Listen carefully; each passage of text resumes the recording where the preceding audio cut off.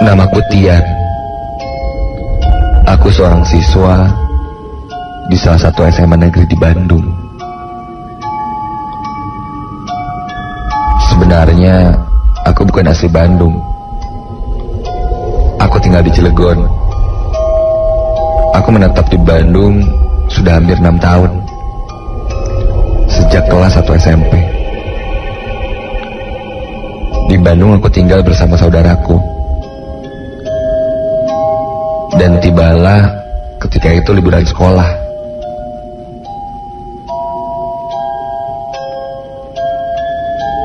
Aku pulang ke Cilegon untuk bertemu keluargaku. Saat pulang, aku disambut berbagai makanan, juga saudara-saudaraku. Suasana yang sudah lama sekali tak kurasakan. Setelah cukup ngobrol, aku pun pergi ke kamarku yang sudah lama sekali tak kutinggali.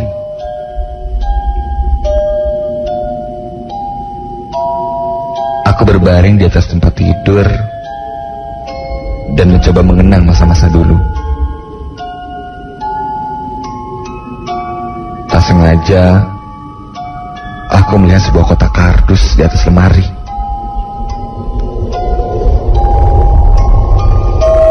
Aku bawa kotak itu turun dan kubuka. Isinya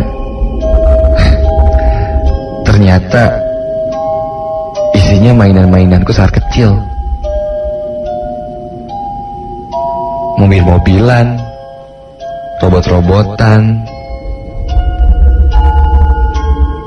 Namun ada satu mainan yang sepertinya asing bagiku. Sebuah boneka perempuan memakai gaun. Dan kulihat di bawahnya ada tulisan sebuah nama.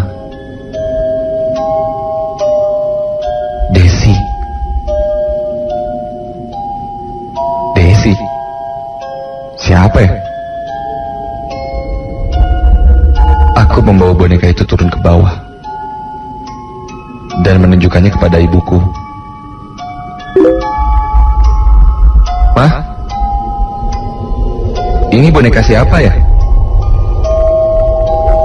Desi itu siapa ya? Ibuku nampak tertegun. Beberapa keluargaku yang lain juga sepertinya mengetahui sesuatu. Akhirnya ibuku menyuruhku duduk di sampingnya dan dia mulai bercerita.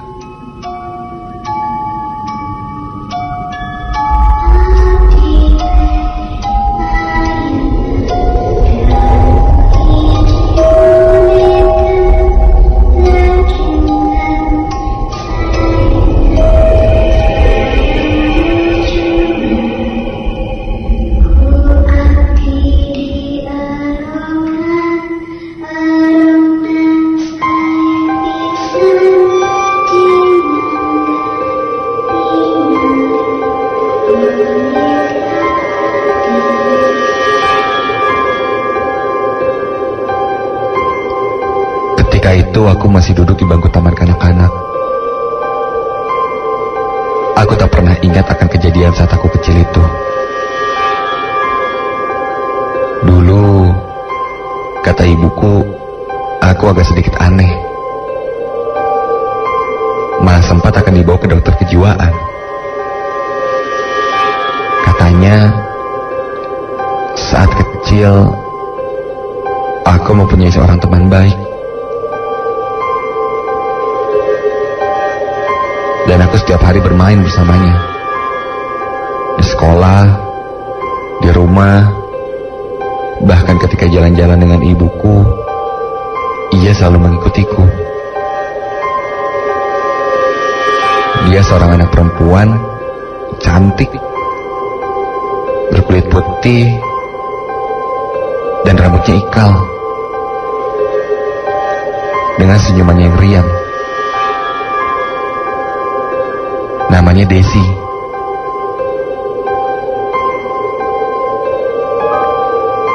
Aku berusaha mengingatnya, tapi tetap saja tidak ingat. Lanjut ibuku bercerita, meskipun dia tidak bersekolah di TK yang sama denganku, tapi aku selalu memberikan kursi kosong untuknya duduk di sebelahku. Aku diajarkannya membuat kalung manik-manik yang aku berikan saat ibuku ulang tahun. Ibuku sempat bertanya, diajarkan siapa? Aku pun saat itu menjawab diajarkan Desi. Pernah Desi bermain di rumahku. Ia berebut mainan robot-robotan denganku. Aku sempat memarahinya karena merebut mainanku. Sampai akhirnya, saat aku jalan-jalan dengan ibuku, aku minta dibelikan boneka perempuan dengan gaun itu. Ibuku sempat menolak. Karena aku memaksa, akhirnya dibelikan juga. Dan aku memberikan boneka itu kepada Desi. Dan menuliskan namanya di boneka itu. Desi nampak senang sekali aku belikan boneka itu.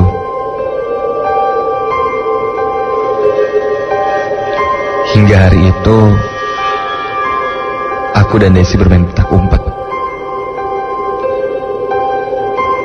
di rumah. Ibuku memanggilku dan bertanya, aku bermain dengan siapa? Saat itu aku menjawab, aku bermain dengan Desi. Ibuku sedikit khawatir. Aku selalu berkata bermain bersama Desi. Desi dan Desi. Tapi ibuku sekalipun tidak pernah bertemu dengan Desi. Pasalnya, ketika aku merasa bermain dengan Desi, sebenarnya ibuku melihat aku hanya bermain sendiri. Desi itu sepertinya tidak pernah ada. Ibuku jadi mempunyai pikiran aneh tentangku. Menganggap gila lah, gangguan kejiwaan. Lalu ia memanggilku dan membetakku, bertanya padaku, jika Desi itu memang benar ada, tanya di mana rumahnya Desi.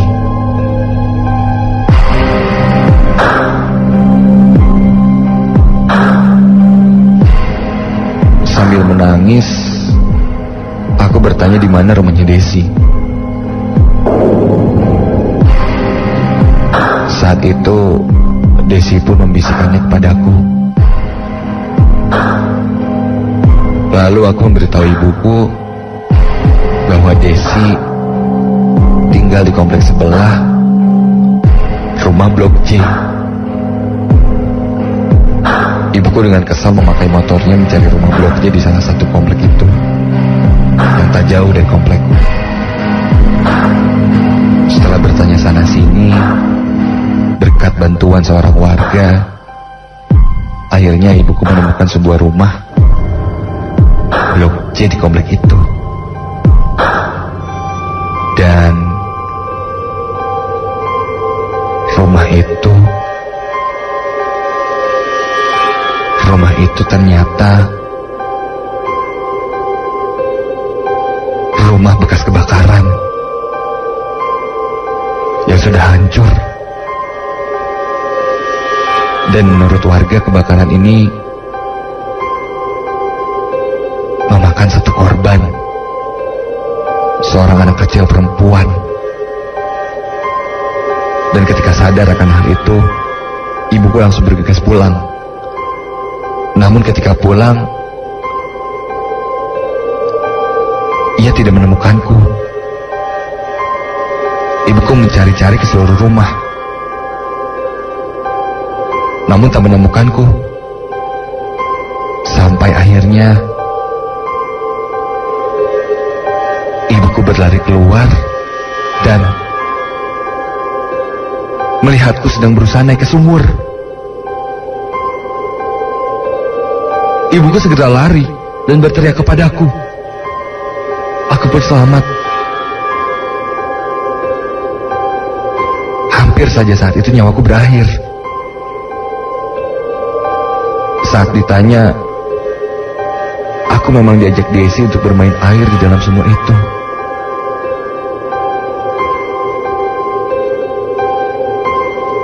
Kekhawatiran ibuku mengantarnya memanggil orang pintar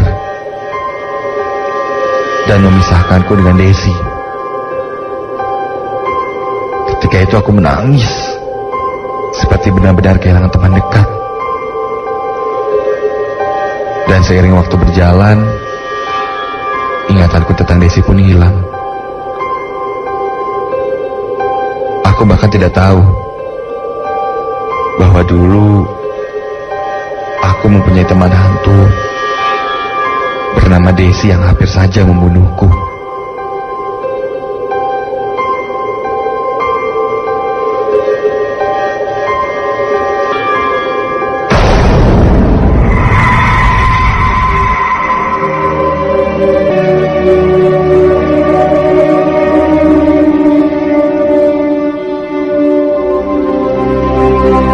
Beberapa hari kemudian, aku pulang ke Bandung. Rasa senang bertemu keluarga di sana membuat lupa akan cerita misteri itu. Seperti biasa, sampai di rumah saudaraku, keadaan sepi. Karena omku bekerja di travel, dia pasti pulangnya jam 1 malam, dan aku sudah biasa ditinggal seperti ini. Aku membuka laptop dan mulai browsing di kamarku. Sejenak aku meninggalkan kamarku ke kamar mandi. Dan saat aku kembali ke kamar, loh, lampu kamarku kok mati ya? Padahal yang lain nyala. Aku mencari saklar lampu, dan saat lampu menyala, astaga!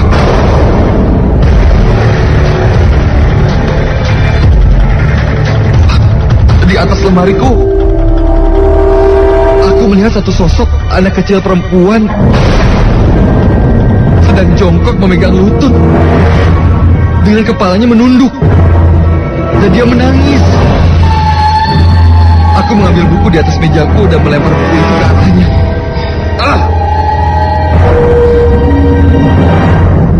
Ia lalu menengadahkan mukanya, dan bisa kulihat jelas wajahnya hancur seperti luka bakar.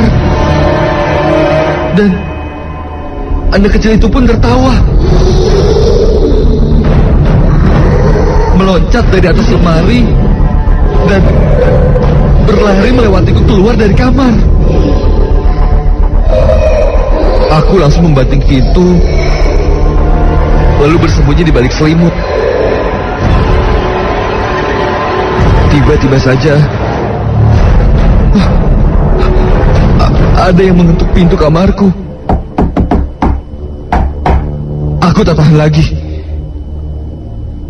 Aku membuka jendela dan keluar lewat jendela. Aku berjalan perlahan dan mencoba untuk turun. Lalu saat aku menengok ke bawah, astaga, aku melihat anak kecil itu berlari melintas di halamanku. Spontan aku kaget dan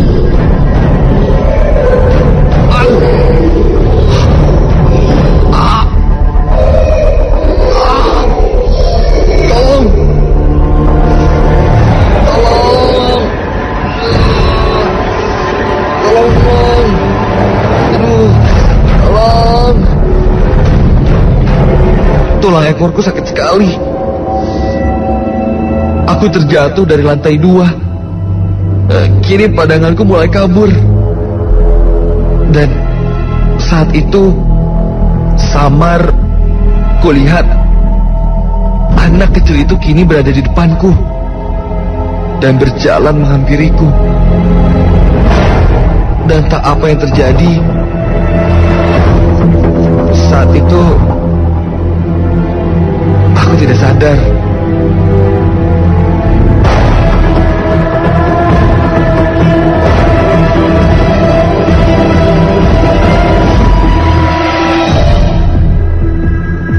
Dan saat aku tersadar, aku sudah berada di rumah sakit.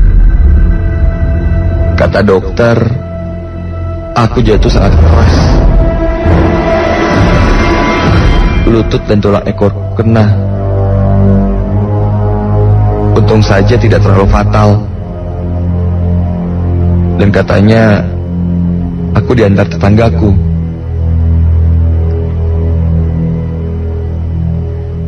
Tetanggaku bilang dia diberitahu seorang anak kecil bahwa aku pingsan di sana. Dan nama anak kecil itu adalah Desi. Astaga.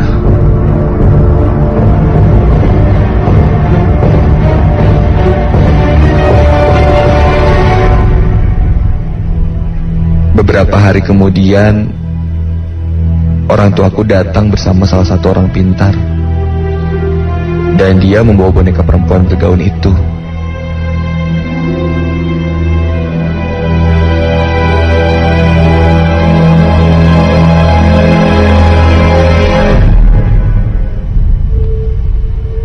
Orang pintar itu bilang bahwa karena boneka ini, Desi kembali datang menjengukku.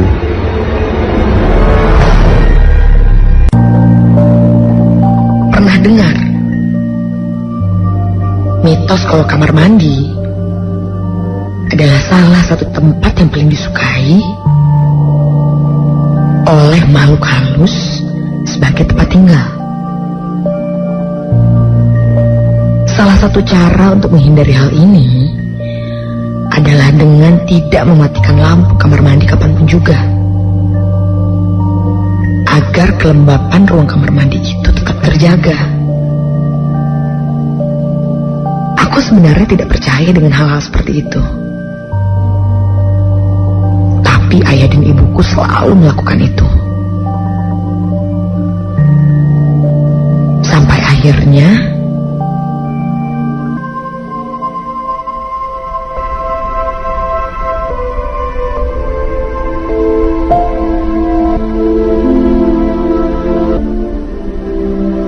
waktu itu kami meninggalkan rumah selama 2 minggu untuk liburan keluarga. Sebelum berangkat, ayah mengecek semua keadaan rumah. Dan dia menyalakan semua lampu kamar mandi yang ada di rumahku. Tapi karena aku tak percaya dengan mitos itu dan menganggap itu adalah pemborosan, aku dengan sengaja mematikan lampu kamar mandi yang terletak dekat dapur. Kamar mandi yang satu ini posisinya terletak di dekat dapur. Dan kalau dari dapur, pasti bisa kelihatan orang keluar masuk. Sebelah kamar mandi ada pintu besar langsung ke taman belakang. Sekembalinya kami dari liburan, aku mulai merasakan hal aneh dan membuat bulu kuduku merinding ketika menggunakan kamar mandi belakang ini.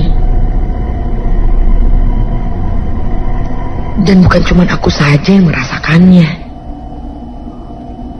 Orang-orang seisi rumah juga merasakannya.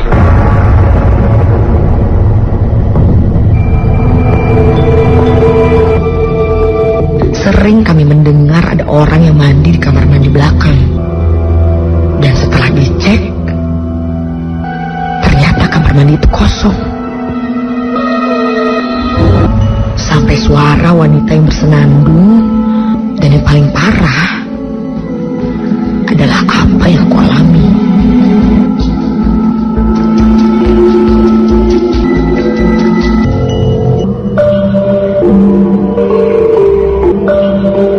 Singkat cerita,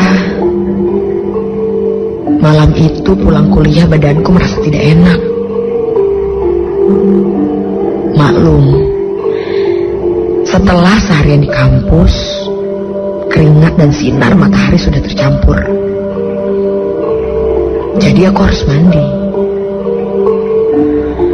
Tapi karena kamar mandi depan sedang dipakai oleh ayah,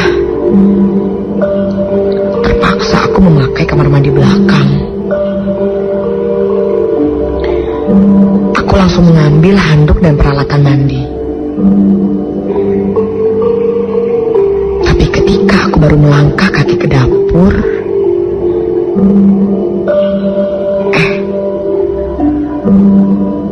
dari jauh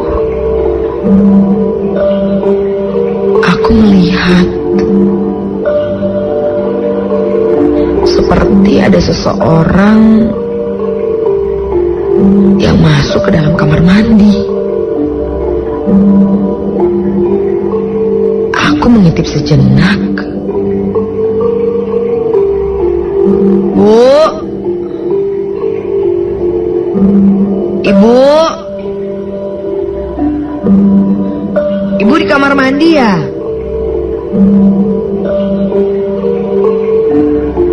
Tidak ada jawaban.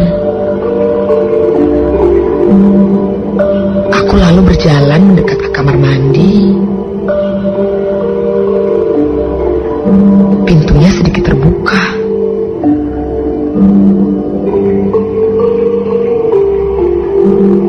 Aku lihat seseorang memakai baju hitam di situ. Dia menyalakan keran.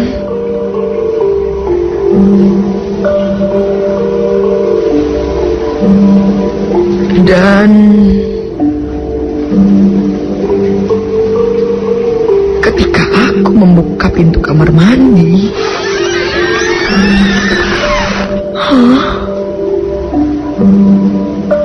tidak ada siapa-siapa.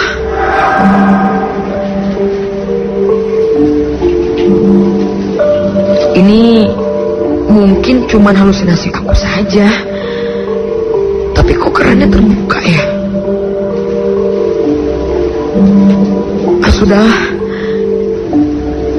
aku menutup pintu kamar mandi dan mulai mengguyur badanku. Dan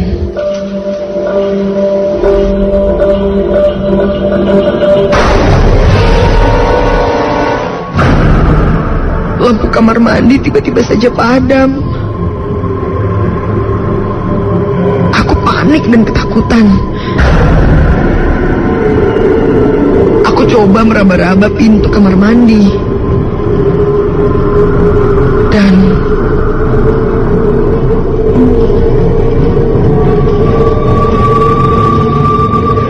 apa ini? Bukan gagang pintu yang kurasakan di tanganku.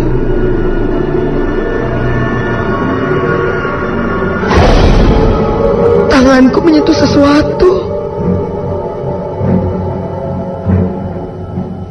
Seperti badan seseorang. Dia seperti memakai kain yang kasar.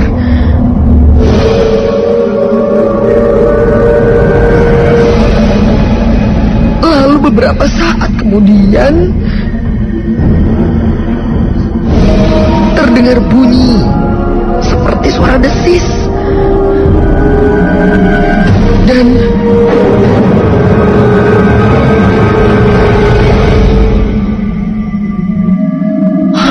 alhamdulillah, lampu menyala kembali dan aku pun langsung keluar. Aku tak berani melanjutkan mandi.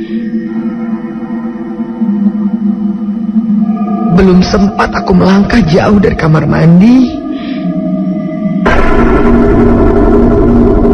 aku seperti mendengar keran air menyala lagi dari arah kamar mandi. Padahal jelas-jelas tadi aku menutup rapat keran sebelum keluar. Belum hilang kagetku,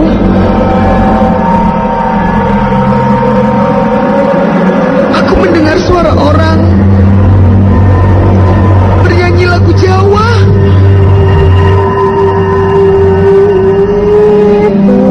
Suara itu muncul dari arah belakangku, dari arah kamar mandi.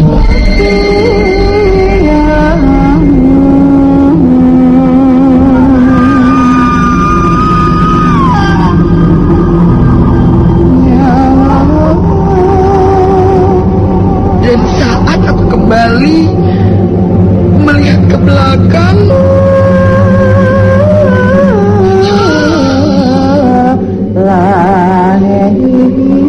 sekarang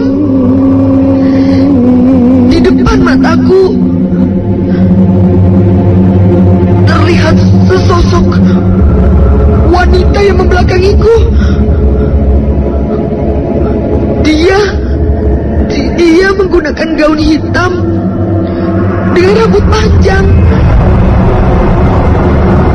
Posisinya berdiri menghadap bak kamar mandi.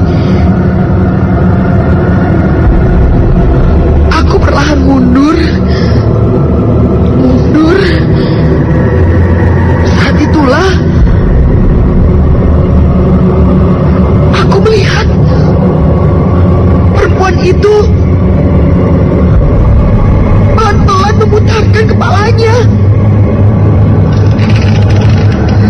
Sekarang kepalanya menghadap kepadaku, sedangkan badannya tetap di posisi semula. Kepalanya berputar 180 derajat.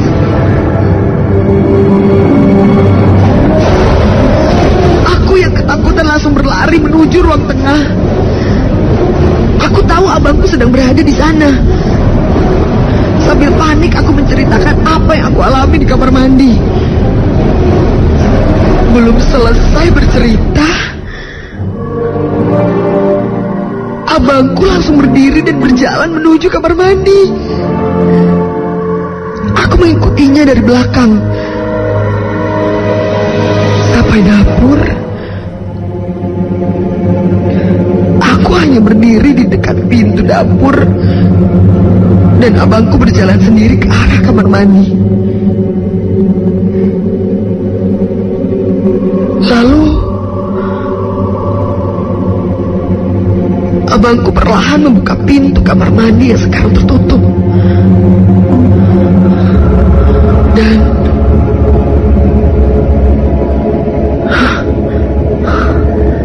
kok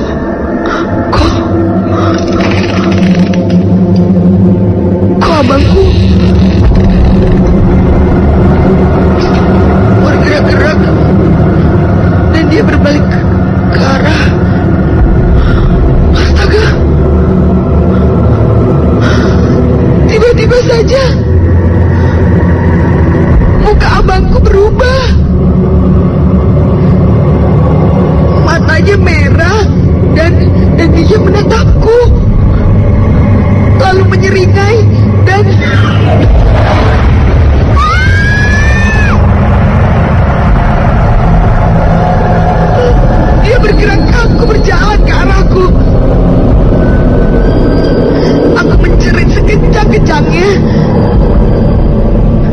Tak berapa lama kemudian, ayah dan ibuku masuk. Ayahku memegangi abangku yang terus berusaha mendekatiku. Sekarang dia meronta-ronta. Ibuku membantu aku berdiri sambil memelukku. Dengan panik dia terus bertanya apa yang terjadi. Ibu langsung membawaku ke kamar untuk mengganti baju. Sambil mengganti baju, aku terus menangis ketakutan dan coba untuk menceritakan kepada ibu sambil terbata-bata. Setelah selesai menemani aku mengganti baju, ibuku langsung keluar dan pergi memanggil Pak Herman, seorang ustadz yang rumahnya berseberangan denganku. Tak lama kemudian, ibu kembali bersama Pak Herman. Ibu kembali mengajakku ke dapur untuk melihat apa yang terjadi sambil tetap memeluk erat aku. Sekarang ayah dan Pak Herman memegangi abangku yang masih berteriak-teriak, meronta, dan berusaha menyerang ayah dan Pak Herman. Suaranya seperti suara perempuan. Sekilas aku mendengar kata-kata perempuan itu. Kalau dia tidak mau dipindahkan dari situ, dan dia bilang kalau dia tidak suka ada orang yang berlama-lama di kamar mandi itu. Itu tempat tinggalnya. Dan dia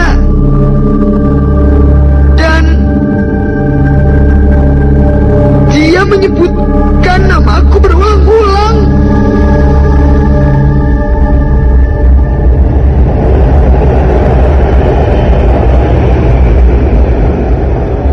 Akhirnya setelah Pak Herman terus mengucapkan doa-doa, abangku terkulai lemah. Pelan-pelan dia mulai sadar dan bertanya ada apa. Dia bilang terakhir dia ingat dia sedang menonton TV di ruang tengah. Dari situ dia lupa dengan apa yang terjadi. Sejak saat itu, aku tak pernah mau menggunakan kamar mandi belakang kalau tidak terpaksa. Kadang juga, ketika aku pulang ke rumah sendirian, aku mendengar suara nyanyian perempuan itu.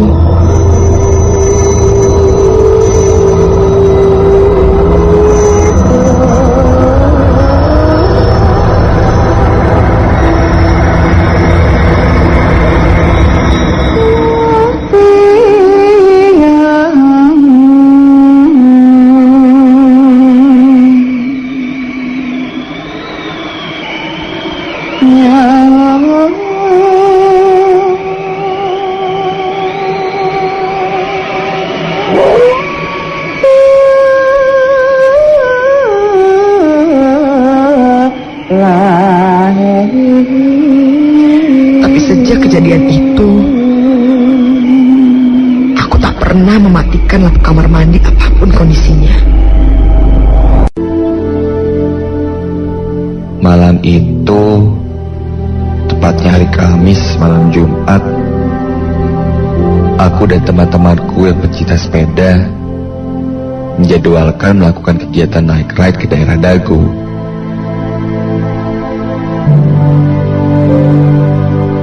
Ini adalah kali keempat kami melakukannya.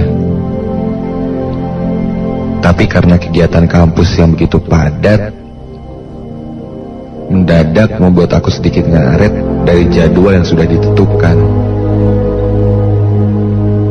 Yang harusnya jam 8, jadinya berangkat jam 9 malam. Awalnya, setelah lelah seharian dengan kegiatan yang padat, aku berencana membatalkan untuk ikut kegiatan ini. Tapi ternyata saat itu aku dapat SMS bahwa teman-teman sudah rela menungguku. Akhirnya terpaksa aku ikut. Dan ini mungkin kegiatan terakhir untuk beberapa bulan ke depan, karena setelah bulan Ramadan aku akan langsung disibukkan dengan kegiatan kampus. Setelah segala persiapan selesai, aku berangkat dari rumahku di Cibiru, menyusul teman-teman yang lain yang sudah start duluan karena takut kemalaman.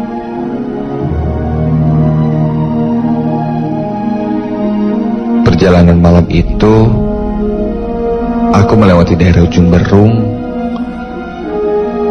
lalu lewat Cicahem, hingga akhirnya aku bertemu dengan teman-temanku di daerah Gasibu.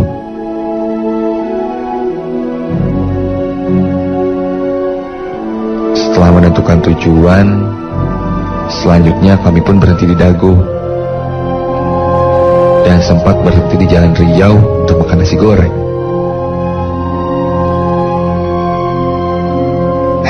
Setelah puas berputar-putar di jalanan Bandung yang sepi, sekitar jam 12 malam, kami memutuskan untuk pulang, melewati rute yang berbeda, yaitu melewati Jalan Veteran, lalu Gatsu, Kiara Condong, dan Soekarno-Hatta.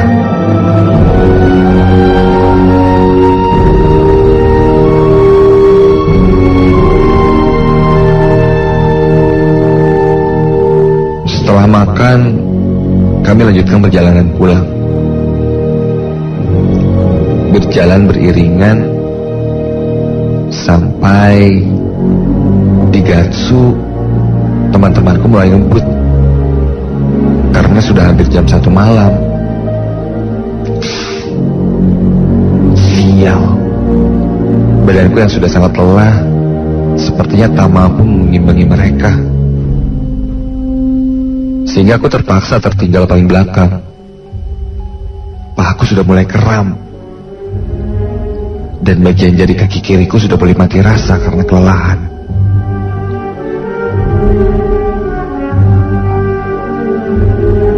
Seolah tak bisa memaksakan lagi, aku pasrah saja melihat lampu sepeda teman-temanku berkedip-kedip dari arah kejauhan. Sial banget, kakiku udah lemes banget. Tapi tanggung nih, udah setengah perjalanan. Begitu pikirku saat itu. Tapi saat itu rantai sepedaku terasa longgar. Sambil tetap mengayuh, aku melihat ke arah rantai.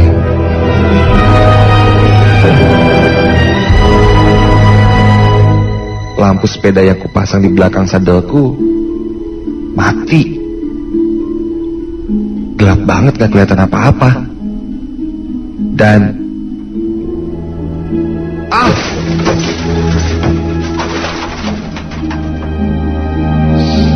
aduh,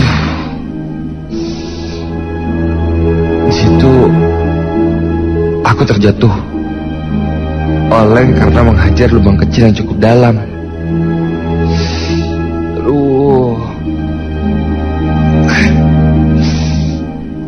Aduh, sakit sekali nih.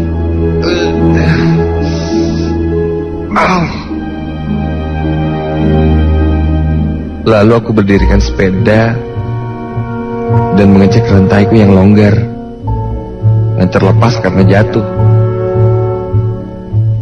Udah capek ditinggal, sekarang pakai copot segala lagi nih rantai. Sial bener nih hari ini.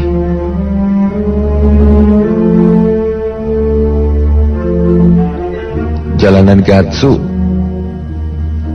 yang terlihat sangat sepi dan dingin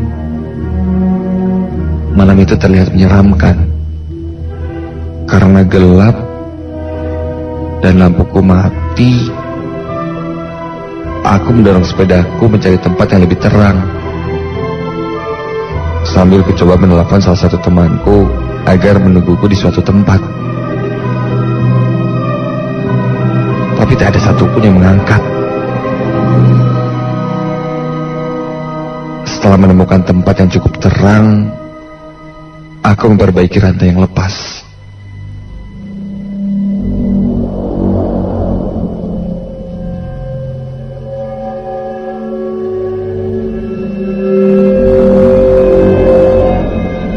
Dan tiba-tiba aku merasakan seperti ada yang memperhatikanku.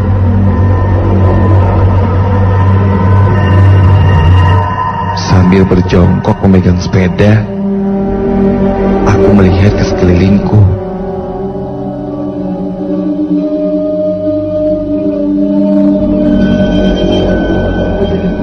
Tapi tak ada siapa-siapa. Namun saat kulihat ke arah trotoar yang terdapat sebuah pohon besar, aku melihat sebuah bayangan putih di belakang pohon itu. Itu apa ya? Bayangan tersebut tak terlihat jelas bentuknya, karena di bawah pohon tersebut sangat gelap. Bulu kuduku pun berdiri secara perlahan. Dan bayangan itu pun bergerak secara perlahan. Dan akhirnya berdiri di samping pohon. Sekarang sudah mulai terlihat jelas. Dia menatapku. Astaga. Itu makhluk apa? Mukanya tak terlihat jelas. Tapi tangannya itu tidak terlihat normal. Tangannya panjang sampai lutut. Dan makhluk tersebut tidak menyentuh tanah sama sekali. Makhluk itu sepertinya akan mendekatiku. Refleks aku mundur ketakutan ke arah tengah jalan, hingga tiba-tiba dari sudut mataku tampak sebuah cahaya yang silau dan bunyi klakson mobil. Aku pun menoleh ke arah asal cahaya dan klakson tersebut. Ada sebuah mobil dari arah berlawanan melewati jalan ini. Seketika juga bayangan makhluk dari arah trotoar tersebut menghilang. Astaga. Dengan cepat aku memutar pedal agar rantaiku terpasang dengan benar, lalu pergi dari tempat itu secepatnya. Sialnya, jalanan ini masih terlihat sangat sepi, dan aku belum melihat teman-temanku menungguku. Sambil terus mengayuh, aku melewati jalan Gatsu, hingga akhirnya aku akan sampai di perempatan Gatsu Kiara Condong. Dan tiba-tiba aku melihat sebuah bayangan putih lagi berada di pinggir jalan sebelum perempatan tersebut. Aku berusaha mengacukannya, karena aku yakin itu bukanlah manusia. Setelah berbelok ke arah Kiara Condong, aku akan memaksakan tubuhku yang sudah lelah ini untuk memacu sepedaku dengan cepat. Tapi makhluk tersebut selalu terlihat berada di pinggir jalan, seolah mengikutiku. Aku semakin ketakutan. Akhirnya di perempatan Samsat aku berbelok ke arah kiri dan berharap aku akan melihat teman-temanku menunggu. Dan saat aku akan berbelok di arah tikungan tersebut, makhluk itu terlihat lagi. Saat ini ia tak berada di pinggir jalan, tapi ia berada tepat di tengah jalan dan tepat di depanku. makhluk yang sama seperti yang kulihat tadi. Dan kini ia terlihat semakin jelas. Seperti kuntilanak, berpakaian putih lusuh, tangannya panjang hingga lutut dan wajahnya menunduk dan terlihat jelas karena terhalang oleh rambutnya. Rambutnya panjang dan tidak teratur. Sontak aku menghindari makhluk tersebut. Tapi saat aku melewatinya,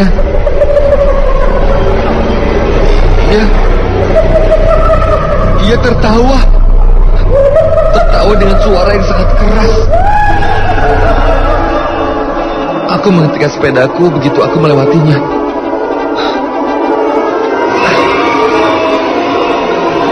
Kakiku terasa kram dan mati rasa.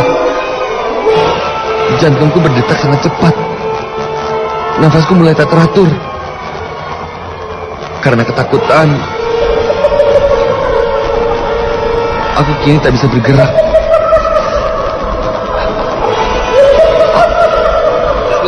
Kram.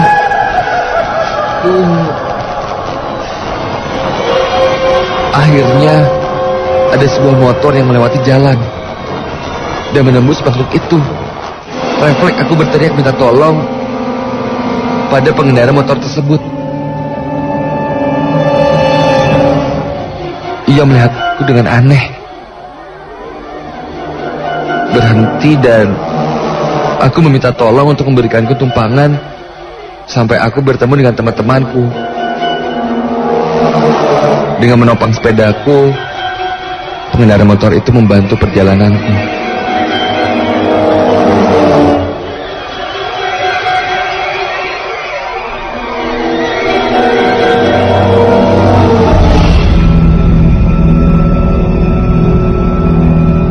Ia bertanya padaku, ada apa?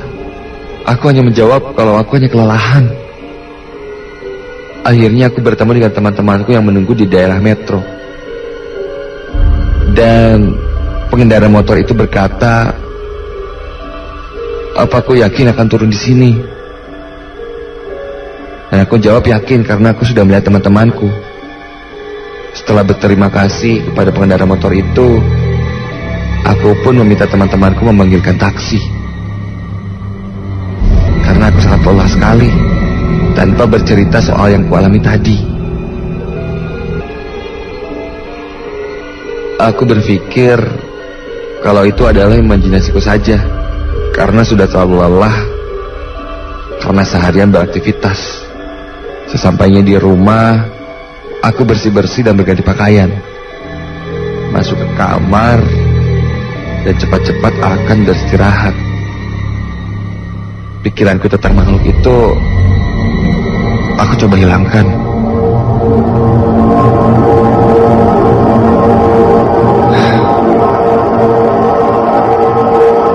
Tapi saat aku hendak menutup gorden kamarku, astaga, aku melihat makhluk itu lagi. Sekarang ia berada di halaman depan kamarku. Ia berdiri tak bergerak, menghadap ke arah kamarku. Segera aku menutup gorden dan loncat ke tempat tidur, memasang headset iPodku dan mendengarkan lagu sekencang-kencangnya.